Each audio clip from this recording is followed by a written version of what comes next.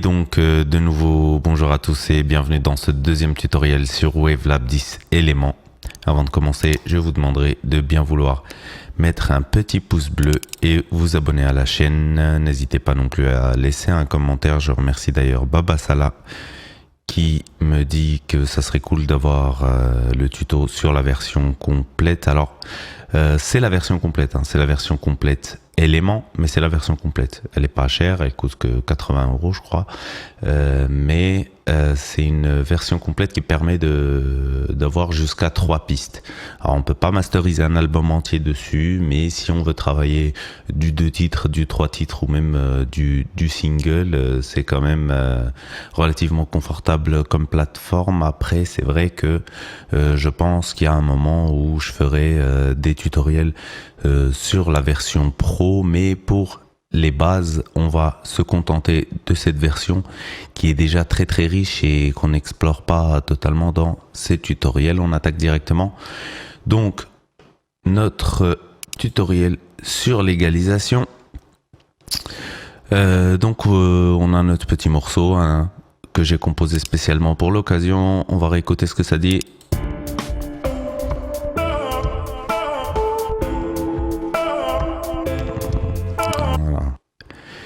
Et donc on rentre directement dans le cœur du sujet avec l'égalisation qui est vraiment un point central du mastering.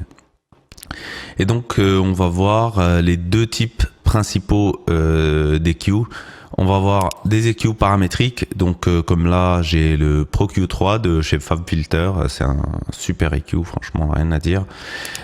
Donc pour plusieurs raisons. Donc déjà parce que lui il affiche déjà un espèce de nivomètre là, il affiche déjà une photo du spectre, un petit instantané là-dessus. Voilà, on voit notre bande passante. Et donc cet égaliseur, on va dire qu'il est paramétrique pour plusieurs raisons. Donc déjà, on peut choisir le type d'égalisation, un shelf, un cut. On peut prendre, je sais pas, voilà, par exemple là, un low cut. Et donc, on va pouvoir gérer non seulement la fréquence, on va pouvoir gérer le gain plus ou moins.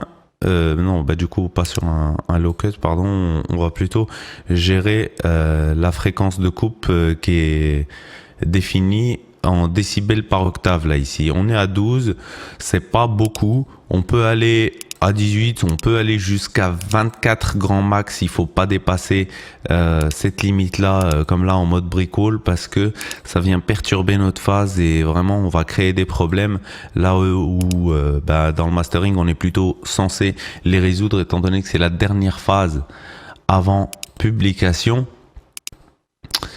Donc on fait vraiment attention et on y va mollo les gars. Ça c'est vraiment le maître mot à retenir quand on masterise, c'est on y va tranquille. Et donc on va pouvoir gérer également le facteur de qualité. C'est vraiment ce qui définit les paramétriques. C'est-à-dire que si on augmente notre petit facteur de qualité, vous voyez, il va venir faire une résonance avant de couper.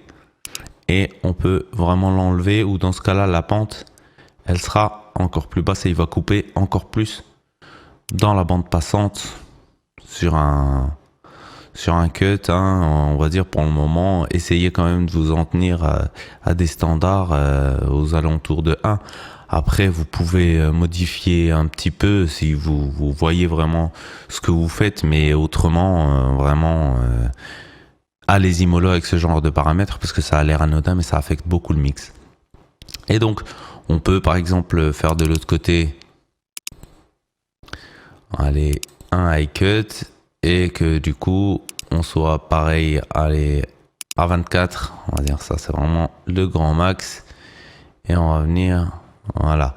Et donc là vraiment on peut gérer le facteur de qualité. Voilà, on est sur clairement un paramétrique. Et donc on a cela, et on a autrement des semi-paramétriques comme celui-là, donc le Many-M de chez Waves, où on sélectionne directement la fréquence ici et on a un petit bouton de gain qui permet soit d'atténuer soit de booster notre fréquence. Donc c'est pas plus compliqué que ça.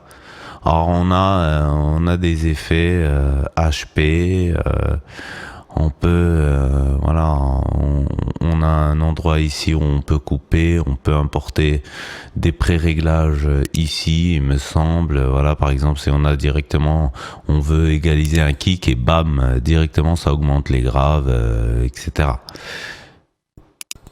Hop et hop, voilà. Donc, ici, on a vu qu'on a délimité notre bande passante. Je pense qu'on n'est pas très loin de la réalité. On doit pas beaucoup, il n'y a pas beaucoup de spectre qui doit être coupé là. Je pense si peut-être un peu ici vers les aiguilles. Ouais, voilà, vous voyez, risque est coupé. Donc, si on garde la souris posée sur le champ là au milieu, alors ça nous dessine les crêtes du morceau. C'est hyper pratique parce qu'on peut directement aller chercher la crête et descendre pile l'endroit, voilà, qui fait que ça résonne comme ça. Voilà, on laisse figer, puis quand on voit un endroit assez intéressant, voilà, on va venir ici, on va le descendre, et surtout sur celui-ci par exemple, on va augmenter le facteur de qualité parce que ça montait de tous les côtés. Et donc là, on reste pareil figé dessus. On va voir, voilà, toutes les crêtes qui se dessinent. On va venir pouvoir les corriger. Alors, une par une. Voilà, là, je pense que c'est peut-être pas trop mal. Voilà. Là, on est pas mal. Ouais, on est pas trop mal. Donc, on a défini notre bande passante, là ici sur les côtés, et là ici, on est venu couper là où ça débordait un petit peu. Alors, c'est une coupe assez drastique que j'ai fait sur pas mal d'endroits, et il y a une façon de revoir ça, c'est-à-dire de couper les endroits qui me dérangent tout en laissant ceux qui ne me dérangent pas, et à ce moment-là, je vais utiliser une égalisation dynamique. Donc, je vais venir sur ce point-ci par exemple, et donc ici je vais faire make dynamique. Voilà, ça va nous permettre donc d'être la majorité du temps sur une coupe moyenne, enfin basse même. Là on doit être ouais, à -3, et puis là on arrive à -11. Voilà, à l'aise sur les crêtes uniquement. Mais c'est-à-dire que ici, on est à -11 tout le temps. Alors que là, vous allez voir, quand on met play, voilà ça. Voilà, on va venir ici, soit le mettre en automatique, soit gérer le threshold à partir duquel ça va, voilà, ça va venir compresser. Et moi, je veux vraiment que ça soit uniquement les crêtes que ça descend. La plupart du temps, vous voyez, mon égaliseur, il coupe pas grand chose. Et on peut faire la même chose, surtout avec les bells ici. Donc là, on a des bells qui ont été créés, générés automatiquement quand on vient descendre des fréquences ciblées. Et donc, moi, toujours, je veux les rendre dynamique. Alors pareil, la plupart du temps je veux pas que ça coupe grand chose, mais le moment venu je veux que ça fasse le boulot. Et ici il me semble que c'était à peu près pareil, sauf que j'ai pas réglé le threshold, il me semble ici. Alors hop, on va le faire après. Alors on peut les mettre en automatique, mais honnêtement je vous le conseille pas. Alors, threshold, et ici threshold, on va mettre play pour voir comment il fonctionne et le régler un petit peu.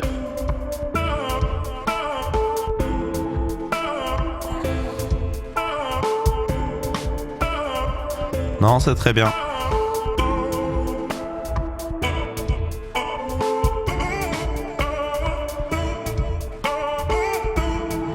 Hop, on va.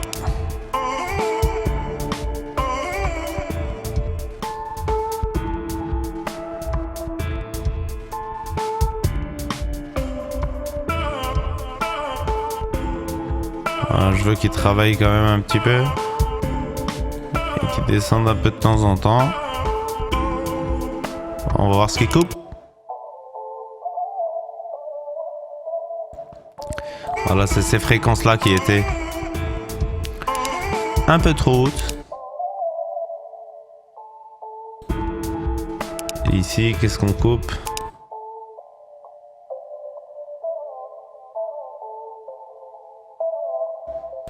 Alors là, par contre, ici, clairement, le threshold y est pas.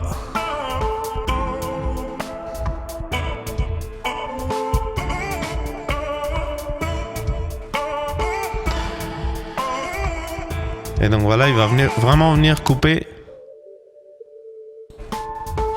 celui-ci.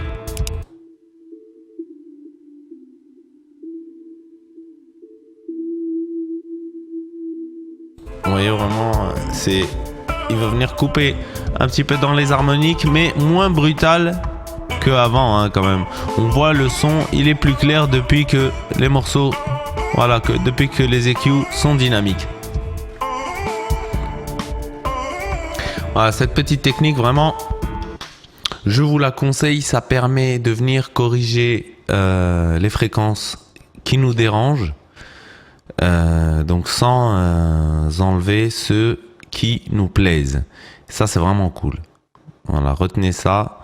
Et en plus, si vous pouvez avoir le Pro Q3, c'est vraiment un super égaliseur.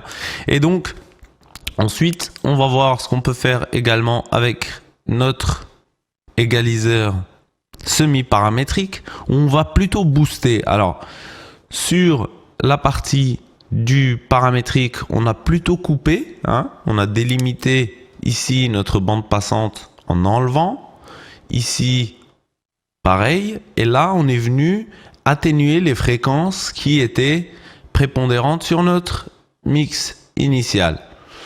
Et donc maintenant on va venir booster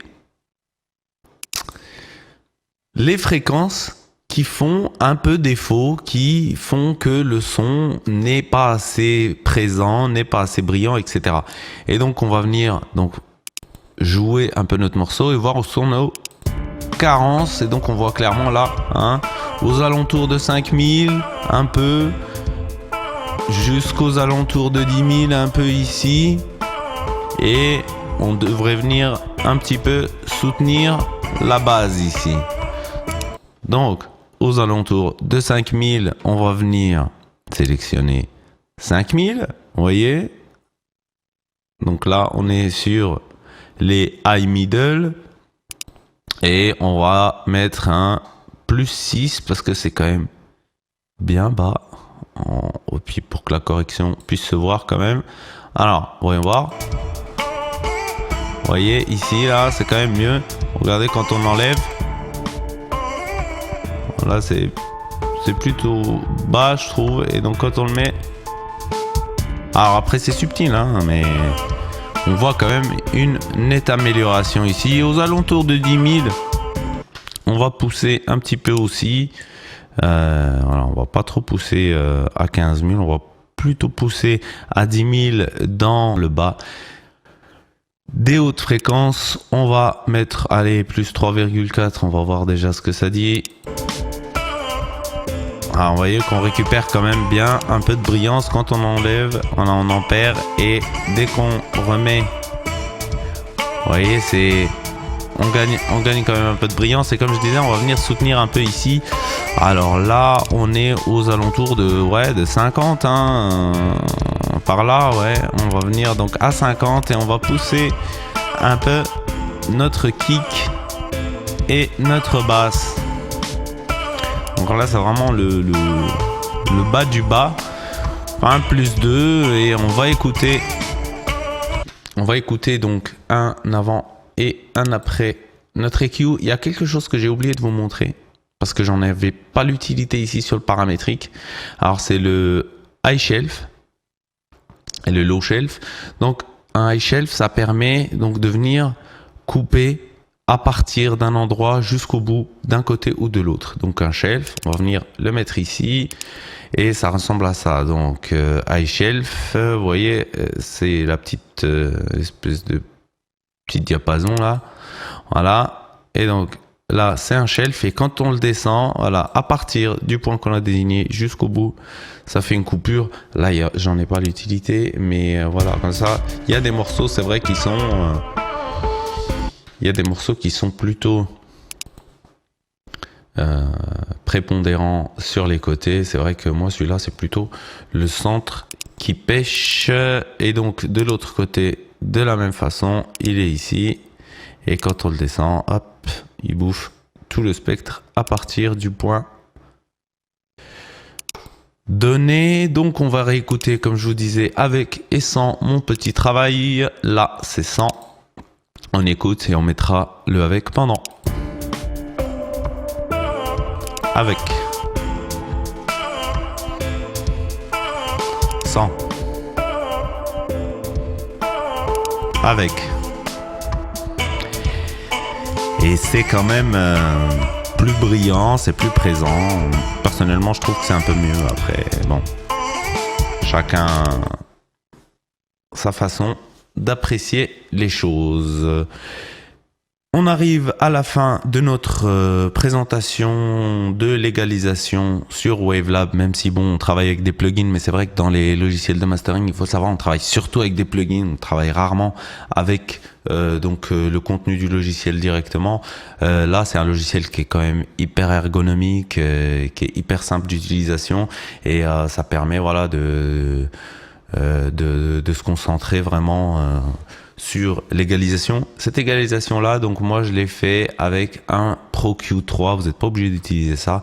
Il y a des logiciels, des plugins gratuits qui peuvent très bien faire le travail. Après, c'est pas aussi intuitif que Pro Q3, mais même l'égalisation dynamique, voilà, si vraiment ça vous intéresse, vous pouvez me le demander dans les commentaires. Je vous donnerai quelques liens pour des plugins gratuits et qui fonctionnent très bien pour masteriser le Many M. Alors c'est dans la suite Waves.